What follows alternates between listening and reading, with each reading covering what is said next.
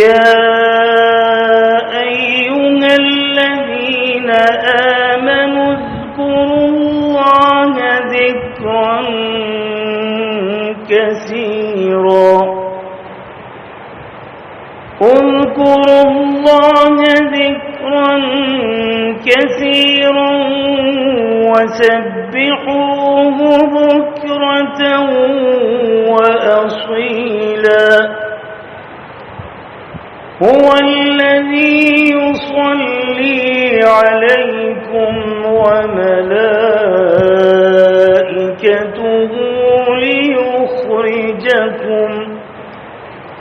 ليخرجكم من الظلمات إلى النور وكان بالمؤمنين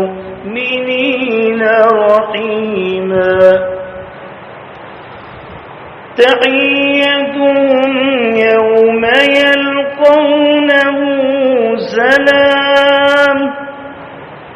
وأعد لهم أجرا كريما يا أيها النبي إنا أرسلناك شاهدا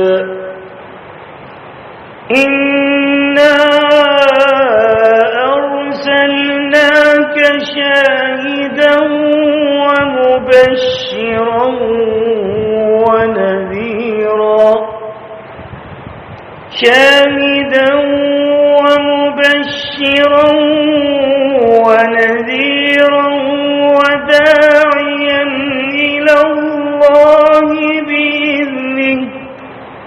وداعيا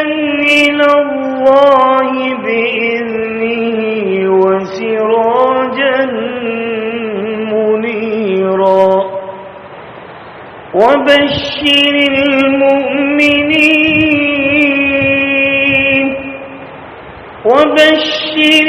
المؤمنين بأن لهم من الله فضلا كبيرا ولا تطع الكافرين والمنافقين ودع أذاهم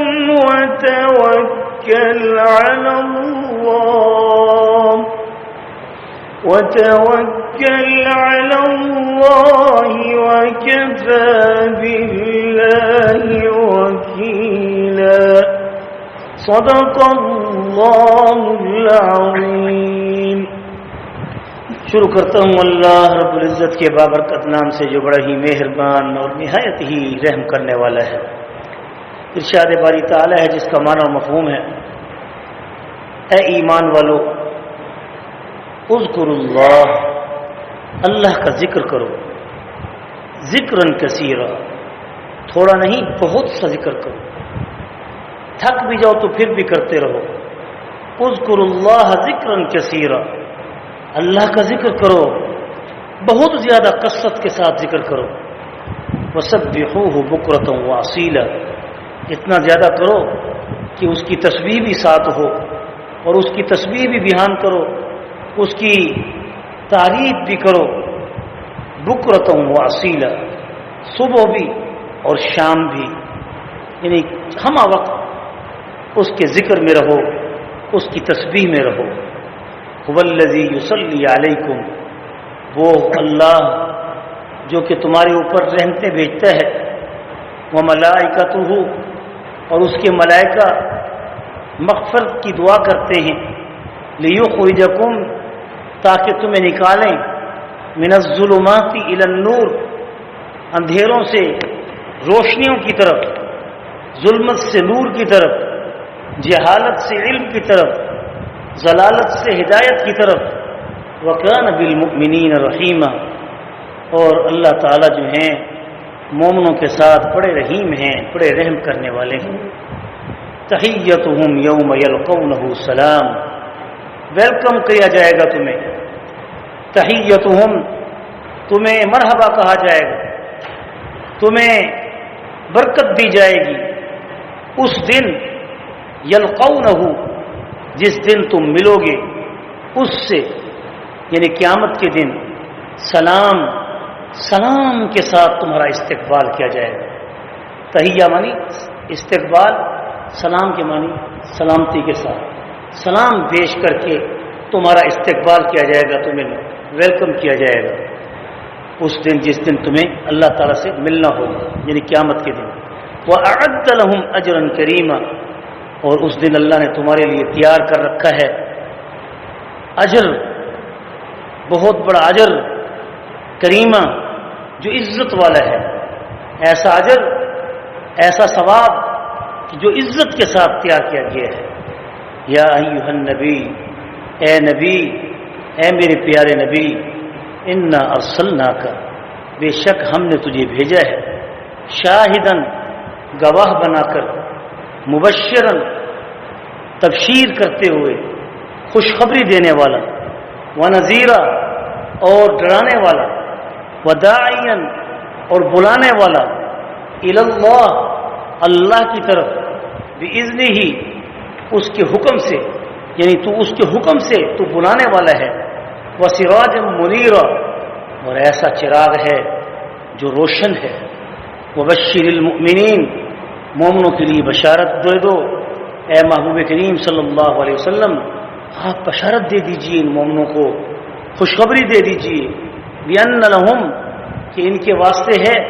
من اللہ فضلا کبیرا، اللہ کی طرف سے بڑا ہی اجر، بہت ہی فضل، بہت ہی کرم، ولا تطع الکافرین، اور نہ کرو اطاعت کافروں کی، مت مانو ان کا حکم، مت چلو ان کی تہذیب پر، مت چلو ان کے پیچھے، والمنافقین، اور اسی طرح منافقوں کے پیچھے بھی مت چلو، اور ان کا بھی کہا مت مانو، ان کی بھی اطاعت مت کرو، ودع اذاہم، اور پرواہ نہ کرو جب وہ تمہیں تکلیف دیتے ہیں قول سے یا فعل سے، وتوکل علی اللہ، اور ان کو اس کو چھوڑ دو، چھوڑ دو، پرواہ نہ کرو ان کی اس بک پر اور اس تکلیف پر جو وہ تمہیں دیتے ہیں، وتوکل علی اللہ، اور اللہ کے اوپر توکل کرو، بھروسہ کرو، وکفیٰ باللہ وکیلا، اور اللہ کافی ہے تمہارے لیے دوست بن کر، اس کی دوستی تمہارے لیے سب سے زیادہ کافی ہے، وہ بہت ہی بہتر ہے۔ ان آیات کی تشریح مختصر یہ ہے کہ اے ایمان والو، اللہ کا ذکر کرو، اور ذکر اتنا کرو کہ کثرت کے ساتھ کرو۔ نبی کریم صلی اللہ علیہ وسلم کی حدیث مبارک ہے، لوگوں اس قدر اللہ کا ذکر کرو کہ لوگ تمہیں دیوانہ کہیں، اس قدر اللہ کا ذکر کرو کہ لوگ تمہیں دیوانہ کہیں، یعنی اتنی اللہ کی بات کرو۔ ذکر سے مراد صرف تسبیح نہیں ہے کہ سبحان اللہ، الحمدللہ، لا الہ الا اللہ، اللہ اکبر، بے شک یہ ذکر ہے، افضل الذکر لا الہ الا اللہ، افضل الذکر لا الہ الا اللہ، اس میں کوئی شک نہیں۔ جب تم فارغ رہو، اکیلے رہو، تو کثرت سے کلمے کو پڑھو، کثرت سے کلمے کو پڑھو، کیونکہ یہ افضل الذکر ہے، وہ افضل الدعا استغفر اللہ، اور سب سے افضل دعا جو ہے وہ استغفار ہے، کہ جب بندہ استغفار کرتا ہے، فقلت استغفروا ربکم انہ کان غفارا یرسل السماء علیکم مدرارا ویمددکم باموال وبنین ویجعل لکم جنات ویجعل لکم انہارا۔ ایک اللہ کا ذکر کرنے والے کا دل مردہ کبھی نہیں ہوتا، اور اس کو چاشنی حاصل ہو جاتی ہے۔ جتنا کثرت سے ذکر کرتے جاؤ گے، نماز میں حلاوت بڑھ جائے گی، قرآن کی تلاوت میں، ایسے ہی درس قرآن میں، اللہ کی دین میں، اور ذکر الہی میں، مجلس دینیا میں آپ کا دل لگے گا، دل کے اندر خوشی پیدا ہوگی۔ اذا حسنت کا راحت کا وساعت کا سیئتک فانت مؤمن، جس وقت تمہیں نیکی اچھی لگنے لگے، بھلی لگنے لگے، اچھے لوگ تمہیں اچھے لگے، نیک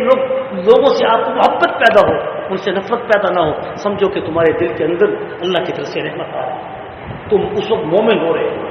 وساعت کا سیئتک، اور جس وقت تمہیں برے لوگ، ان برے لوگوں سے نفرت نہ ہو، ان کے برے عمل سے نفرت ہو جائے، اور برائی سے دل آپ کا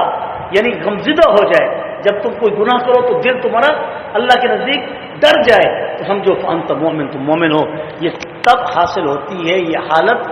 یہ کیفیت، یہ مقام جو رضا کا ہے، یہ آخری درجہ ہے، اس سے پہلے احسان ہے۔ احسان کے درجے کو کیسے حاصل کرو گے؟ اس کے لیے کثرت سے ذکر کیا جائے، اتنا ذکر کیا جائے کہ آپ کی نظریں اللہ کے اوپر ہوں اور اللہ تمہیں دیکھ رہا ہے، کم سے کم اتنا ضرور تصور کرتے رہو، تو پھر تمہاری زبان کبھی بھی ذکر سے خالی نہیں رہے گی۔ حضور اکرم صلی اللہ علیہ وسلم کی حدیث ہے، الا ان القلوب تصدع کما یصدع الحدید، الا ان القلوب یصدع کما یصدع، الا ان القلوب تصدع کما یصدع الحدید، کہ دلوں کو زنگ لگ جاتا ہے جیسا کہ لوہے کو زنگ لگ جاتا ہے۔ اذا اصابہ الماء، جب پانی کسی لوہے کو لگتا ہے تو اس کے بعد اس کو زنگ لگ جاتا ہے، ایسے ہی دلوں کو بھی زنگ لگ جاتا ہے گناہوں کی وجہ سے۔ تو حضور اکرم صلی اللہ علیہ وسلم سے صحابہ نے پوچھا، فما جلاؤھا، اے اللہ کے پاک پیغمبر صلی اللہ علیہ وسلم، اس کا کیا مانہن ہے، کیا سیکل ہے، کیا صفائی ہے؟ تو آپ صلی اللہ علیہ وسلم نے فرمایا، ذکر اللہ ذکر اللہ کثیرہ، فما جلا ہوا یا رسول اللہ۔ تو صحابہ نے جب پوچھا کہ اس کا مانجن کیا ہے، تو آپ نے فرمایا ذکر اللہ، اللہ کا ذکر ہے، اللہ کا ذکر ہے۔ اور پھر آپ صلی اللہ علیہ وسلم کی حدیث مبارک ہے کہ ذکر کرنے والا دل کبھی مردہ نہیں ہوتا، وہ اللہ کے ذکر میں خوشحال رہتا ہے، اس کو خوشی قلبی طور پہ حاصل ہوتی ہے، وہ زندگی کا لطف اٹھاتا ہے، وہ دین کا لطف اٹھاتا ہے، قرآن کا لطف اٹھاتا ہے، نمازوں کا لطف اٹھاتا ہے، اس کو اس کے بغیر مزہ ہی نہیں آتا۔ جب وہ بری مجلس میں جاتا ہے اس کا دل تنگ ہوتا ہے، جب وہ ظلمت سے گزرتا ہے تو اس کو اندھیرا محسوس ہوتا ہے، اور اس کی نظریں پھر قلب پہ پڑتی ہیں، عرش پہ پڑتی ہیں، پھر سجدہ اس کا زمین پہ ہوتا ہے، دل اس کا عرش کا طواف کر رہا ہوتا ہے۔ اور یہ حقیقت ہے، کثرت سے ذکر کرنے والوں کو اللہ تعالیٰ نے یہ مقام دیا تھا۔ جیسے بایزید بستامی رحمۃ اللہ علیہ، جب وہ زمین پر سجدہ کرتے تھے تو وہ اپنے آپ کو عرش پہ پاتے تھے اور اللہ کے عرش کا طواف کرتے تھے۔ یہ اللہ تعالیٰ کی طرف سے پھر حاصل ہو جاتا ہے، یہ ایسے نہیں بیٹھے بیٹھے مل جاتا، اس کے لیے محنت کرنی پڑتی ہے۔ ذکر کرنے سے، کثرت ذکر انسان کو بہت بلندیوں تک پہنچا دیتا ہے، اور سب سے افضل ذکر اللہ تعالیٰ کے کلمے کو، کلمہ طیبہ کو، لا الہ الا اللہ، لا الہ الا اللہ کثرت سے پڑھنا ہے۔ علماء نے لکھا ہے یہ تو تسبیحات کی شکل میں، اذکار کی شکل میں ذکر ہے، اور وہ بھی ذکر ہے، نصیحت ہے، جب تم کسی بھائی کو اچھی بات کہو اور اس کو دین کی طرف لاؤ، یا اس کی بری خصلت کو دیکھ کے اس کو روکو، یہ سب سے بڑا صدقہ ہے، یہ سب سے بڑا صدقہ ہے کہ جب تم کسی بندے کو رستہ ضلالت پر دیکھ کر اس کی پھر جب تم تربیت کرتے ہو اور اس کو پیار سے سمجھاتے ہو، جب وہ نماز نہیں پڑھتا تو اس کو پیار سے بلاتے ہو، حتیٰ کہ تمہیں اس پر خرچ بھی کرنا پڑے تو اس پر خرچ بھی کرتے ہو، تو اللہ رب العزت اس خرچ پر بھی بہت بڑا اجر عطا کرتا ہے، اس میں کوئی شک نہیں ہے۔ اس لیے ذکر کے ساتھ ساتھ ان لوگوں کا فکر بھی کیا جائے، کیونکہ ذکر نصیحت ہے، نصیحت بھی کی جائے، ان لوگوں کو مذکر کیا جائے، ان کو بھولا ہوا سبق یاد دلایا جائے، انہیں فکر آخرت دلائی جائے کہ چند روزہ زندگی ہے، اس دنیا سے چلے جائیں گے، آخرت کی فکر کریں، جہاں ہمیشہ کے لیے رہنا ہے، جنت ہے، جہنم ہے، اللہ تعالیٰ جہنم کے دھوئیں سے بھی ہمیں دور فرمائے۔ تو اللہ تعالیٰ نے فرمایا الا ان القلوب یصدع، رسول اللہ کی جو حدیث ہے جو آپ تک پہنچا دی، اور اسی طرح ایک اور حدیث بھی ہے، لکل شیء ثقالۃ وثقالۃ القلوب ذکر اللہ، یہ الفاظ ہے، فما جلا ہوا یا رسول اللہ صلی اللہ علیہ وسلم،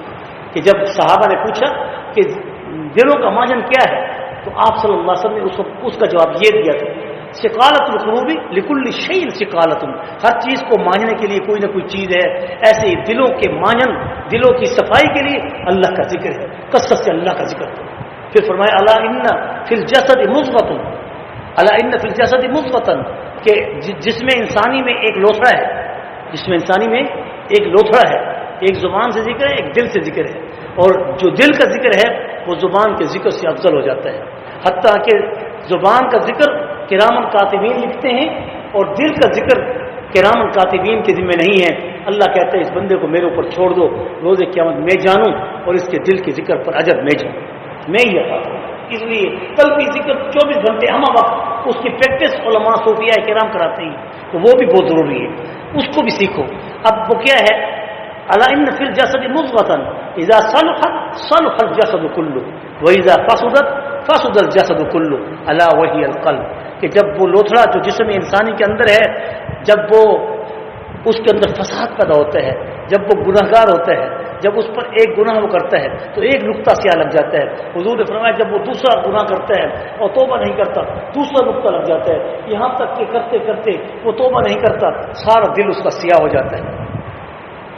اور وہ پھر فساد میں آ جاتا ہے. جب فساد میں آ جاتا ہے تو اس کو حق بات اچھی نہیں لگتی, اچھے لوگ اچھے نہیں لگتے, دیندار لوگ اچھے نہیں لگتے, مسجدیں اور مدارس اور خانقاہیں اچھی نہیں لگتی. اس کا دل پھر دنیا کی طرف ہوتا ہے, وہ موسیقی کو اپنی روح کی غذا سمجھتا ہے, قرآن کی تلاوت سننے کو, بیٹھنے کو, قرآن پڑھنے سے اس کا دل کتراتا ہے, اس کا دل مسجد میں تنگ ہوتا ہے. یہ نشانی ہے, یہ اچھی طرح ان کو بتا دیں کہ جن کے دل وقت ہونے کے باوجود اور وہ فارغ ہونے کے باوجود مسجد میں بیٹھنے سے تنگ ہوتے ہیں, وہ کثرت سے ذکر کریں اور پھر دل کی اصلاح کریں. اور اس حضور کا یہ فرمان ہے کہ ان کا دل سیاہ ہے, اس لیے ان کا دل نہیں لگتا. کسی عالم کا قول ہے کہ جیسے مچھلی جو ہے